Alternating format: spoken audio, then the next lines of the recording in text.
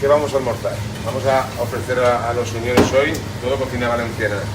Esgarraez, lavahecho, ensaladas de tumaca valenciana.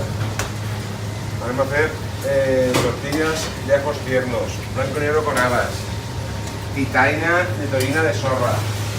Vamos a hacer unas viterolas con ajos tiernos y jengibre. Y luego, por supuesto, cada uno toma el bocadillo que quiera. De sepia con mayonesa, en aioli, de blanco y negro, o dos blancos o dos negros, con habitas o sin nada. Espero que no haya mucho vegano, porque si no va a tener un problema hoy.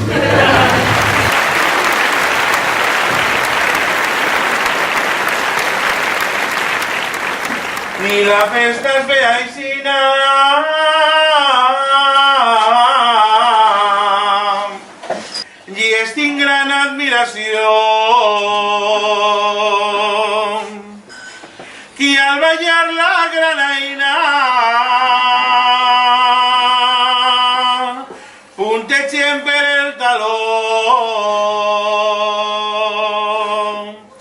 puntegen per el taló.